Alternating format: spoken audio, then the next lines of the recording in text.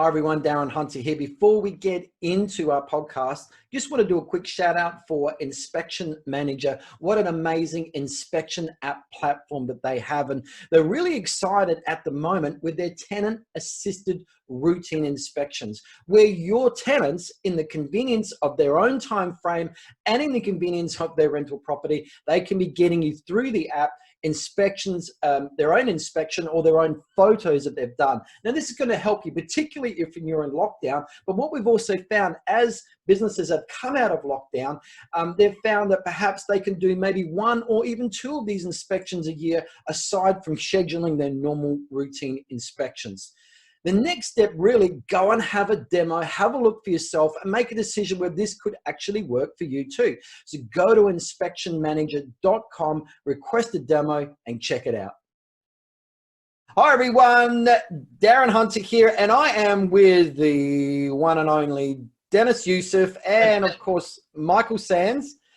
We are Inspired Growth Training, and today with the Secret Shopper Files, we've got a great show lined up with 10 phone calls that we did with agencies on the Sunshine Coast, which is about an hour north drive, 100 kilometers north of Brisbane, which is the capital city of Queensland, being our, you could say, Florida version here in Australia.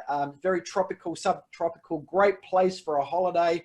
And here's some fun facts about the Sunshine Coast. It's the home of Australia Zoo. So our famous zoo is based there. And my backyard. We have had a lot of fun at Australia Zoo. I've been there several times. I know you have too, because you're based in Brisbane.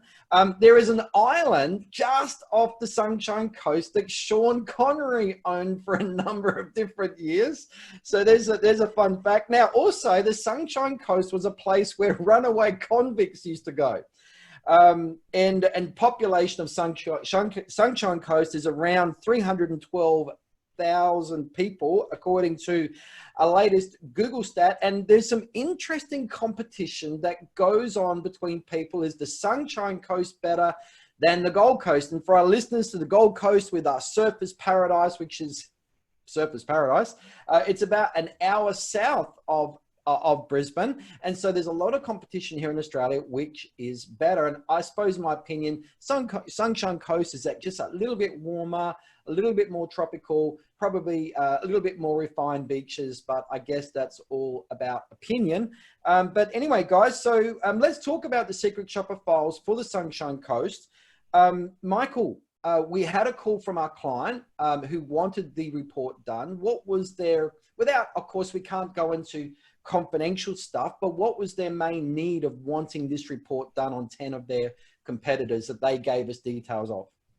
Yeah, look, the purpose for this was they were looking to expand or get some footprint into the area. And I guess Sunshine Coast is so vast, like there's so many suburbs and areas that are in there. I guess it was identifying who's doing what there, what the market is like, and just kind of getting an understanding of, is this a market that they want to get into? Because, they see the other states, New South Wales, Victoria, they understood the Brisbane market, and Gold Coast. They wanted to see what the difference was with the Sunshine Coast.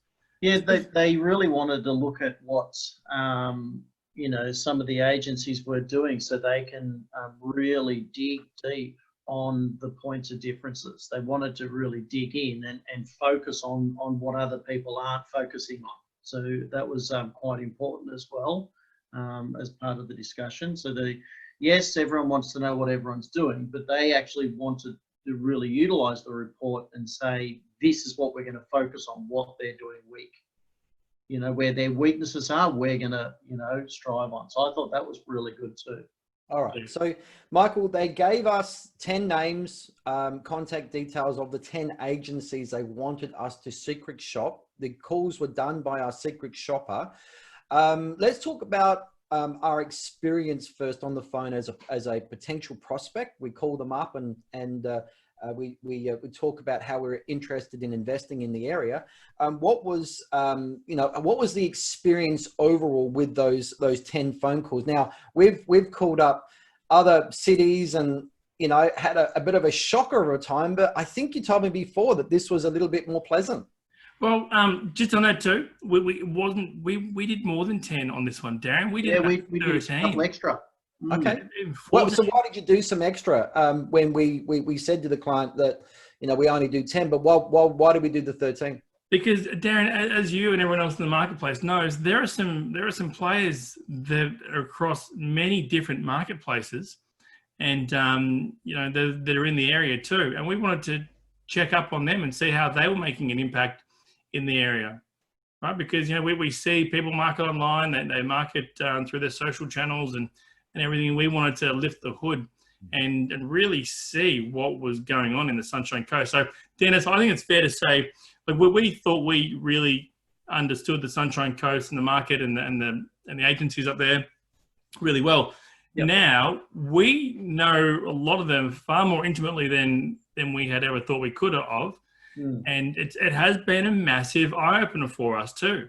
Yeah, look, we've obviously, all of us have done quite a bit of training up there in Queensland as well, and up on the Sunshine Coast, and done some.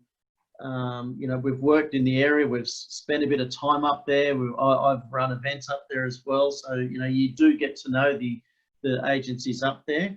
And one thing I was really happy with, I've got to say, across the board, that our client experience when dealing with the BDM or the listing agent, they were quite conversational. There was really positive feedback there, which was really good. You know, Queensland's renowned as the laid-back state, right? You know, and they were more conversational across the board. Even one of them was asking, you know, why did you think about, you know, I won't say what, I nearly slipped up then, and what, you know, what drew you to the area, you know, which was really good. It's one of the questions that we don't see being asked enough. So I thought that was quite good. Again, it was good on conversation when we got to the BDM. Again, the letdown, and I think there's a common theme here, guys. The front of house person. The front of house person is still not engaging enough with the clients. You know, I think I'll speak generally here that sometimes that person is given too many tasks and they've got all other jobs to do. You know, ultimately, that front of house person is one of the most important people, because that customer experience starts right there. You know, we had one agency, they didn't even answer with the business name, right? They didn't even answer the business name, and then they questioned why we were calling them. What do you mean you want to know about our property management services? And we had to repeat ourselves, right? I actually listened to the call a couple of times in case, because once I'd read the notes and then I went back and went, okay, no, that person was obviously having a really bad day. You know, so, but, you know, and a couple of the times that we're through there as well, Michael, is what was happening is they would say, oh, they'll give you a call tomorrow. But our team had to call back the next day because they still hadn't heard, right? However, once they did get onto the BDM, it was good. So, you know, I just wonder how much business is being lost without the BDMs even knowing. I just think that you know, the front of house person generally, especially in Sunshine Coast, probably more so, you'd say, they're just overworked. Like, they're obviously taking phone calls for the sales department, and it's just everything that's coming in and having to direct the traffic. They're doing 100 things like a centipede, you know, 1,000,000 miles an hour, and they just don't have the time to give to their clients that are calling up. And they just try to say, yep, I'll get such and such to call you back, or yes, I'll transfer you through to that department, and it gets lost. So you're right, Dennis, how many people are not going through following up for that agency to be their property manager? Yeah. But overall, I like the Sunshine Coast. You know, I love it, actually. Like, I think it's a fantastic place. You know, Dennis, we were looking at buying something there. It was far more relaxed. I found that there are people that have been in the area for a long time that are really great at what they do. I felt there was a bit of a disconnect between the BDM model forwarding on to the property managers. I think that the BDMs in the area are, you know, whilst they're fantastic, I think that connection through to the PM department has lacked from the experience that we've had recently. And so there's that bit of disconnect. But again, it was... It's like, I mean, I don't know. I mean, look, you guys have both got kids. I'm sure you've seen the movie The Lion King, right? Who was the wise character in The Lion King? Do you know, Darren? Come on, you've watched it hundreds of times. It was Rafiki, the wise. The gibbon. Yeah. Okay. So the baboon. So the baboon. Yeah, the baboon. You know, so Rafiki's the wise baboon, and he's it's like the BDM, right? He's doing such a great job of being wise and educating the people, but however, the before experience, it hasn't been quite good, and then it makes the client wonder, well, what's going to happen after it? As a BDM, Darren, so many people would say, Dennis, but we like you, we want you to manage the house. I'm going, no, you don't. So I would educate them straight away. So, you know, you don't want that to happen. You need that smooth process, you know, from beginning to end. And look, we can segue, because before that, before somebody calls, what are people doing? What are mums and dad investors doing before they call an agency? They're going and having a look at the online presence, right?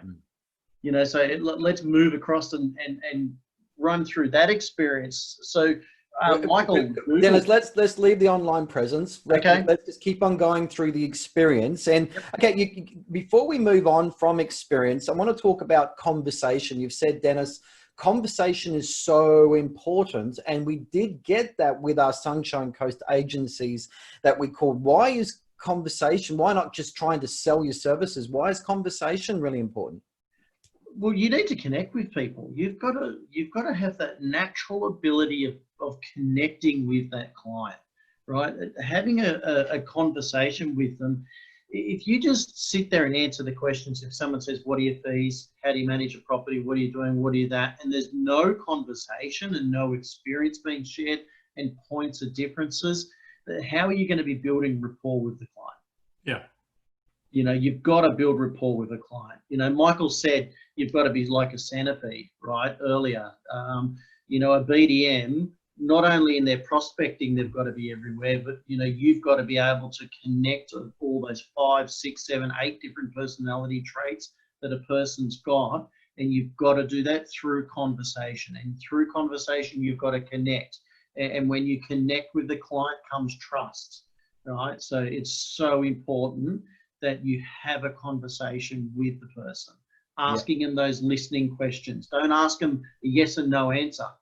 You know, there's a time and a place for a yes and no answer, if I can add. You know, if I'm finding that they don't want to give me their email address or their property address, I will ask them questions that I know they're going to have to answer yes. Right, so I'll get them into the yes, yes, yes, and then I'll ask for it, and then it flows. You find that you get asked yes or no questions a lot? Do I get answered? Well, all the time. People are, you know, they're not giving me a response. You want to ask questions, so it creates conversation. And see, that's how everyone listening today, you don't say yes or no. I gave Dennis a yes or no answer, and he turned it around. So that was just a 101. I turned it around.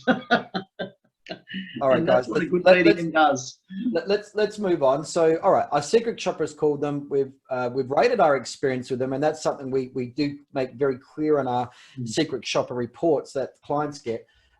Let's also talk about the other data that we collect. How do we go when we ask them about, or how are they different from the other agencies down the road? Of course, we're wanting to get their points of difference. What were some of the points of difference, Dennis, that we came across and that were put into the report? One of my favorite TV shows is Friends, and George Costanza would say it, you know, all the time.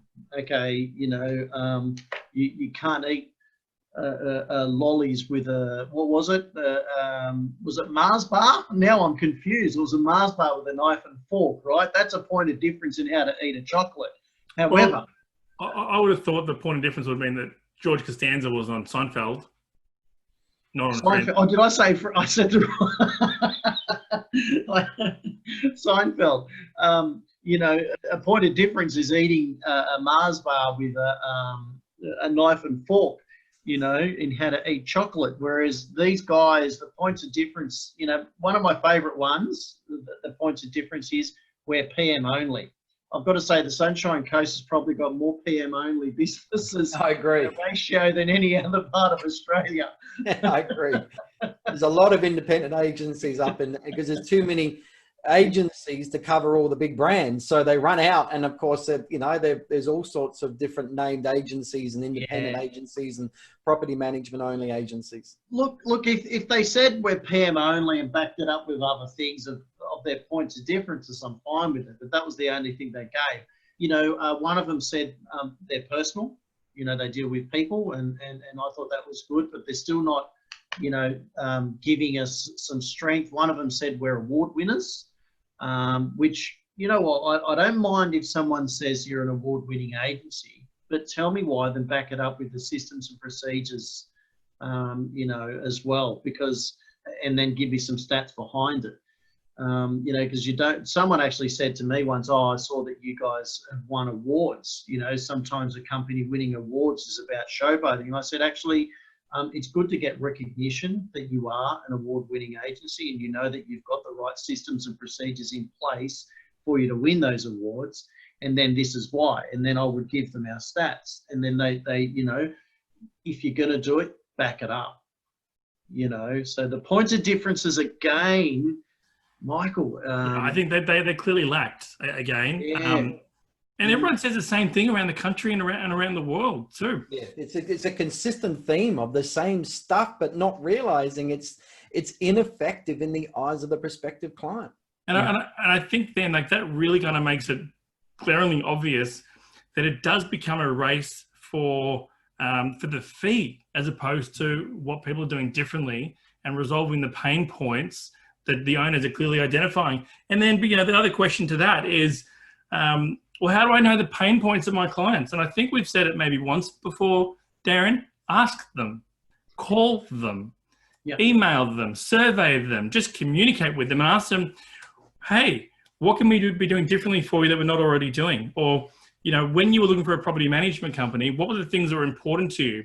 What are your general concerns? You don't even need to ask your database, your landlords, because you might get a skewed response.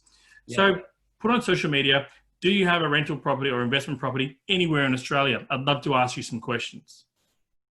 That's, again, Michael, that's all about creating that conversation, right? I've just remembered one of the BDMs was quite good. They had actually sent the pre-listing email and information while they were on the phone to our team. You know, that was good. So, you know, there was a couple of times where we had to follow up. We haven't got the email. You said you were going to send us some information the next day, or you said they would call us the next day. At the end of the day, we're calling them again. This particular agency actually, yep, no problem, great. Like similar to what Michael's doing, they were asking those questions and they were collating the information and they'd sent it through while our team was on the phone to them. That was very good.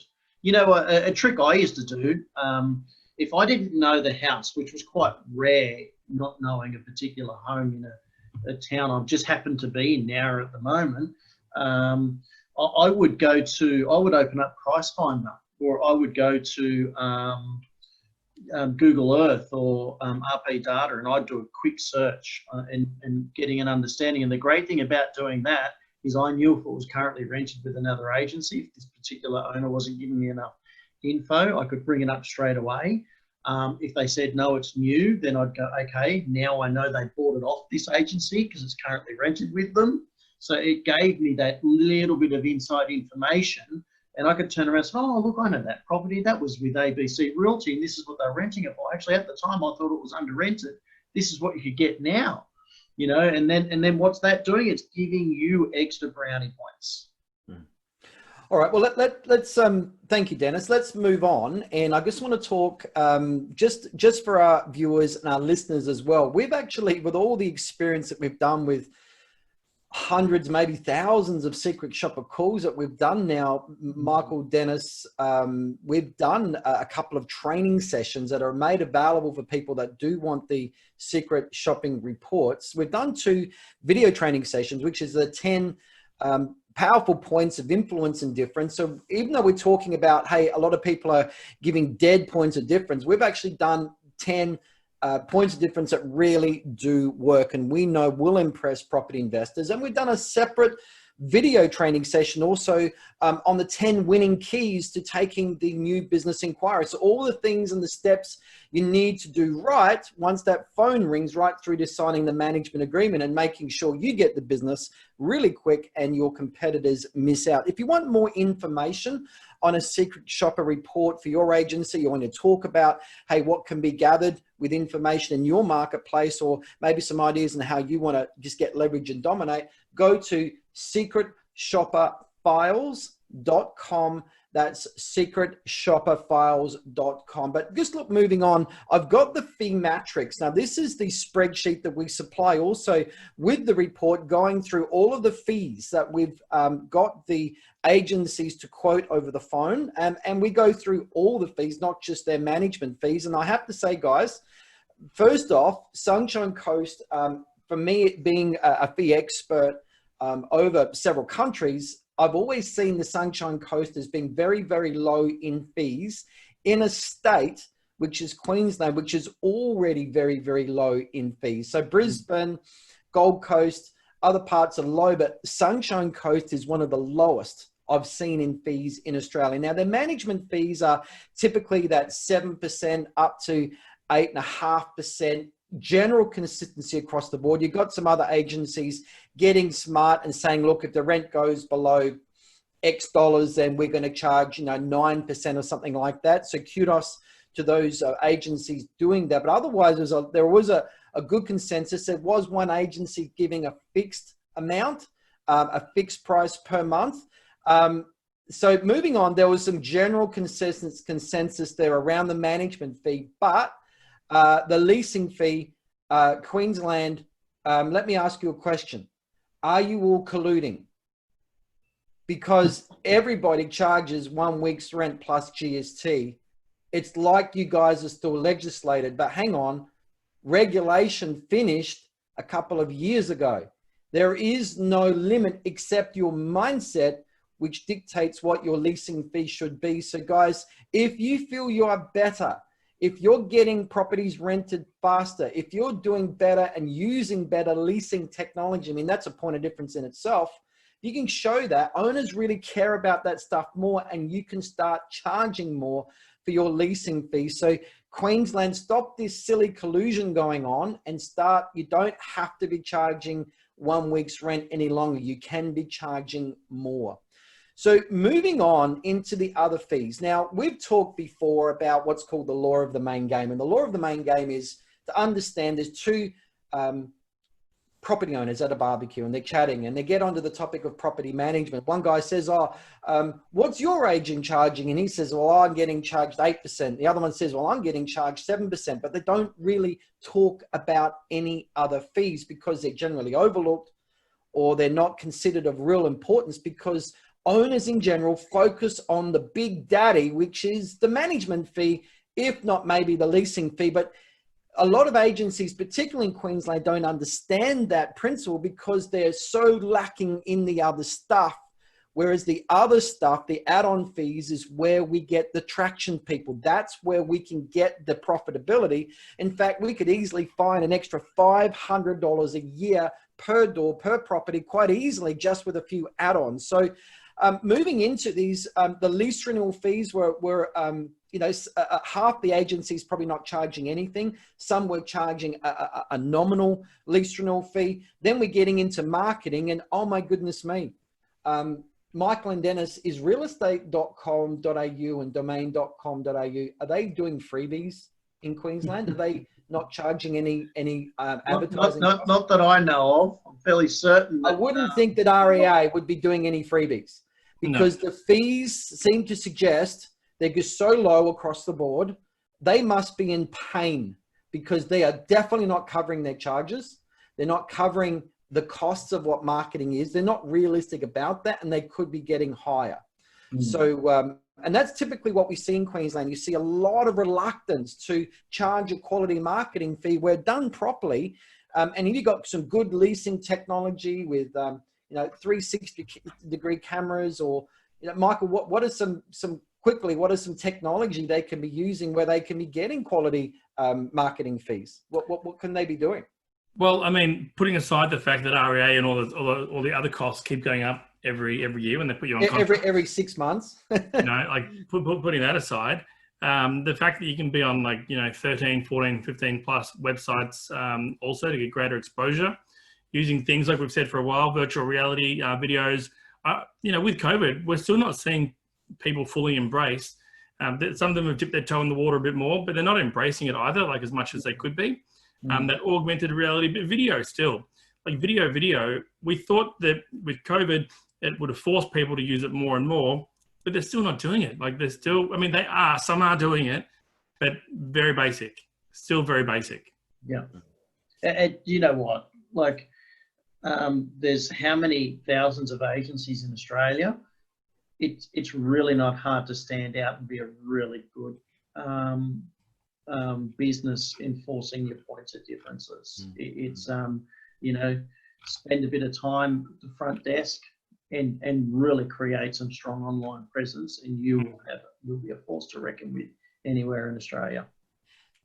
Let's move on. So with the other fees, this is where we're now really getting into that Sunshine Coast thing where we're lacking completely in fees that practically everywhere else in Australia are getting. So monthly admin and administration, or a monthly fee, is lacking completely. They're just saying it's included in their cost, where it's easy to get that $2, $3, $5, even $10 a month per property. They're not even getting that. But my point is, you can. It's not like you look at your competitors and go, well, they're not charging it, we better not. Well, you can, because it's more the market that dictates what the management fee is going to be. So if you guys suddenly go and charge 20% management fee, then the market forces may slap you very quickly in the face and say, well, we're not paying that. So market forces very much dictate that management fee, but it's more mindset forces, what you believe to be true, that dictates what those other add-on fees. And so what I'm saying, people, is you're unnecessarily missing out on monthly admin fees. You're missing out on end of financial year statement fees quite easily, when it costs the owner probably $400 for an accountant to accumulate all of those 12 monthly statements into one annual statement. You're giving that to them. Don't give it for free. It could be worth 50, 60 bucks instead of them paying 400. Dennis, you right now at the moment, and I suppose we're going to be careful about dating this, but you were looking at getting a flight back. You're in New South Wales at the moment, looking at getting a flight back to Brisbane. And how much was that flight? $1,500. $1,500. And what would normally that flight cost between Sydney and Brisbane? $1,500. I paid $197 the other day. That's normal price is $197. But here is the deal, everybody. And Qantas understands another law called the law of alternate cost. Because Dennis, tomorrow, if you fly back to Brisbane and you have to go into quarantine, what is the cost going to be? Look, the cheapest flight I saw was $667, I think it was. Yeah. But what I'm saying is that if you don't get $1,500 and pay the $1,500 or the $600, what is now going to be the alternate cost? Oh, the alternate cost is 2 weeks accommodation that I've got to pay for. Self-funded in a motel for quarantine. You have to self-quarantine for 14 days and you have to pay the motel bill. So, guys, what I'm saying here is, using the law of alternate cost, if you're charging $50, $60 for an annual statement and you're saving the owner $400, don't think the owner isn't going to pay. They will. So, I just found that it was very disappointing. There is no monthly statement fees or monthly administration fees, or I should say the end of financial year statement fees is probably a couple of agencies charging something, but that's where the traction could be. So agencies here, Michael, before I hand the reins back to you guys, could easily be charging an extra $60 a year through monthly administration fees, add another $60 or so on for end of financial year. Plus also a decent lease renewal fee, which should represent maybe half, maybe 75% of a leasing fee. There's possibly $300 to $500 that we could find very, very easily with these agencies per year, per property. But of course, the issue is the mindset. Will they believe it? So over to you guys. How do we go with the social media side of things and the online presence? What was that like? And when we totally agree with the fees and everything, and if anyone has any questions or they want to have a look at their fees and their fee structure, make sure you reach out to Darren@igtmail.com. Darren@igtmail.com. He is the absolute guru when it comes to knowing and understanding fees and mindset. I guess some would say, Dennis, that Darren is the ultimate, the FONS. He walks in, he just reads the room, reads the market, and he just knows what's going on. Well, we have the ability. We've got the keys to the kingdom, because it's really, you might get a business owner listening to this podcast and go, wow, yeah, I can get these fees, but my team will never allow it. Well, they won't, because if they've done 10 years cheaper fees, that's what they believe to be true. And increasing fees, I don't believe it's going to happen. But we as a team have the ability to go into a room of 10 hostile staff members with their arms crossed, go, well, no, these fees cannot be increased, and come out at the end of it, true believers. And that's where the real value that we give is mindset training. Yeah. And just going on that social media side of things, again, it's a mixed bag. No one is really utilizing social media as they should be doing it. Yes, some people are doing YouTube. Some of the big franchises are controlling the social platforms, which is kind of hard for like an area like in Sunshine Coast, when you've got a franchise that's controlling, like a national or a state-based franchise is controlling the narrative. Yeah, so if you're not posting about localized information, and that's what people want to. They want to have that emotional, that feel, and that touch. Yeah, they want to see that you're eating your bacon and eggs in Hastings Street in Noosa, or they want to see that you're walking up the promenade in Mooloolaba, and people want to engage with that. When they see that, they create that emotional attachment. And then when you go and look on like personal social profiles too, people that are in the area, they do it there a bit, but the owners aren't looking at their personal profiles, because a lot of them might be blocked or limited or whatever it is. But for a company, Instagram. Yeah, it was interesting looking at the Facebooks, because I really enjoyed the banners on the pages, because a lot of them had personal pictures on them, the profiles, and it wasn't just a professional photo of a beach. It was actually associated to the company. And I thought that was really good. They did that really well. Then you start to look at the information on there, and then they fall into the old category of either sharing another person's newsletter. They could be getting information from realestate.com. That's feeding it to realestate.com. It's not hard to get your own material. Often in the Inspired Growth Training inner circle, you get people sharing and asking for ideas for blogs and vlogs and stuff. If anyone wants some information on some examples of what you could be putting as newsletters and doing videos and personal stuff, go into, go to our Facebook page, Inspired Growth Training, click on join visit group, and please answer the question, so I'll allow you in. I need to make sure that you are in real estate, and get some ideas from there. People are often sharing, stop putting photos of a house. Too many times, Darren, Michael, we're seeing house. Okay, put a house on there, use it to win the business, to convince an owner to use you. However, mix your posts up. Ultimately, I look at the Instagram stuff that I was looking at. More posts I did see on there, however, it wasn't personal again. So it was a little bit of a shame to see. The online presence on realestate.com. How many times are we seeing a silhouette as an image instead of a person's photo?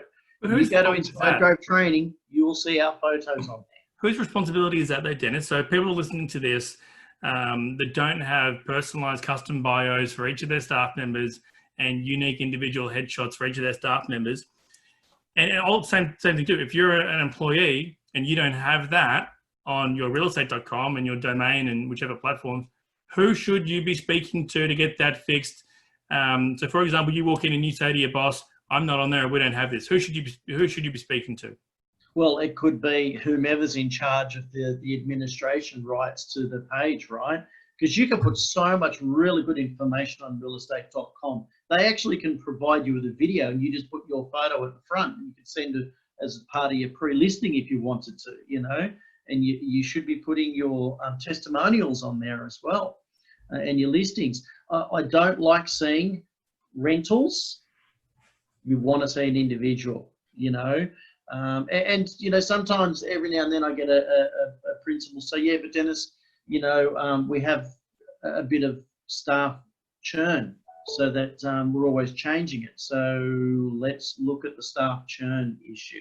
You know, it doesn't take long to change an image on a website, especially one the size of realestate.com. Michael, I thought the Google presence was quite good. Google was good. Yep. Yeah, Google presence, that was quite good. There's some really good Google. The responses were being done quite well. The rankings on average were quite high as well. I thought that was quite good. They did well. If anything, a couple of the bad reviews, they were being replied to. Just a friendly reminder, remember to reply the good reviews as well. Yeah, that's probably the only consistent social or online presence that people were focusing on, getting Google reviews. You know, we can see they're putting the effort in there, but yeah, not replying to it, not having questions on there, not having their times. Or, you know, we see people in Queensland, they may have earlier start times, you know, like starting at 6 or 7 and finishing at 3. That doesn't help when Google are trying to promote you and push you to people that are searching for you, and people might be looking for a property manager after business hours. So if you look closed and someone else looks open, Google's going to push that. Same with Facebook. I mean, you know, Google, what they're doing now, if you put them into your phone and you're doing a search for them, you might be just looking for them, right? They actually say, oh, by the time you get there, they'll be closed. Yeah. You know, they're telling you. So, you know, look at expanding your opening hours or your availability on the phone time as well. Images too, Dennis. So they're happy to have like some type of image on their Facebook wall, right? Like their header banner. Then you go to their Google page and it's totally neglected. It's just got like an image of outside of their building, you know, their Google 360 camera took when it was driving by. Yeah. Wouldn't you like want to focus or give some love to the site, which is probably going to be the very first landing page that people have an experience with you? Perfect. Well said. Because you know what? It doesn't matter how much somebody will refer you. Somebody's still going to get onto Google and they're going to look up your phone number and they're going to see the reviews or whatever the case. It's there. While we're talking about videos, I was looking at the YouTube stuff. A lot of the companies don't have the YouTube banner used up. Okay, so and they might have 5 or 6 videos where they did some videos because somebody told them to do it, but they haven't. There's no consistency there. Crikey, if you go to the Inspired Growth Training YouTube channel, you'll see, I don't know how many videos we've got, but we're adding all the time, right? And there's an image there, little things that you can do. If it's the first time you're visiting a page, there can be an introductory video that you pop up as well. One of the companies actually was utilizing the Messenger bot correctly. Yeah. That was a bonus as well. So, that was quite good. So you can have the automated messenger bot, but this one was the proper messenger bot where it's responding to you straight away. That was really good as well. All right, guys, I reckon we'll wrap this up, but some really good podcast, lots of good meaty information in there, a lot of what not to do and of course what to do as well when that comes to that new business inquiry coming in. I mean, we're all about, guys, good experience for that prospect, all about winning the business, quality points of difference, of course, quality fees. We're very much about quality fees. So hopefully you guys got a lot out of this. How to get traction, of course, go to secretshopperfiles.com. That's secretshopperfiles.com. Reach out to Michael or Dennis on there and they'll be able to answer any questions that you have. And I think while we're at it, let's do a quick shout out also for our brand new BDM Coach podcast show.